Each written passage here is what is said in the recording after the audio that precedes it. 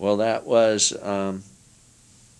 believe it or not, the concept explains itself. Jack Palance was the host, and old friends and colleagues, Jack Haley and Mel Stewart, were executive producers. And they were just getting started. I think it was their first season when our Sports Illustrated deal blew up. And Irwin went over to work on the series right away, and I followed, I think, a few months later. And it was a wonderful show. It was mostly kind of from the Walper days, so we all knew each other, knew how to work together, and we'd all been through mining various obscure sources of film and information. We knew how to do that. And we had network budgets to work with. And for me, just intellectually, I don't think I'll ever have a more rewarding thing to do, because you could take idle curiosity and just say to yourself, I wonder what, I wonder what, is this true? Are there pictures? Who knows about it? And have this tremendous reach, be able to put very smart young people to work finding out, gratify your curiosity, and sometimes the wildest surmises turned into the most wonderful stories. Now, how did you confirm authenticity?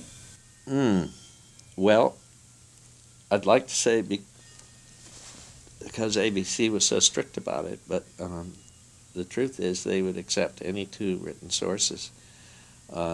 And in some instances, it was the same article reprinted in two newspapers. So we skirted the line all the time.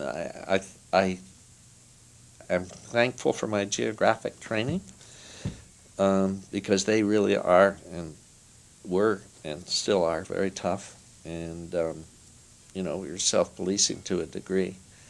But I think when we may have had some few pieces of film on.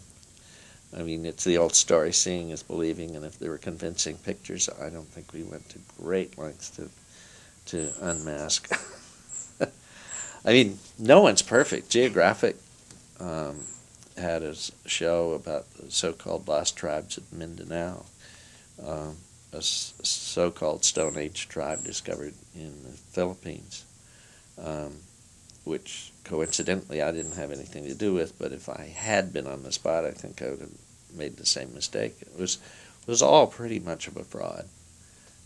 Took years to leak out, but the show was withdrawn from circulation, and books had been written about it.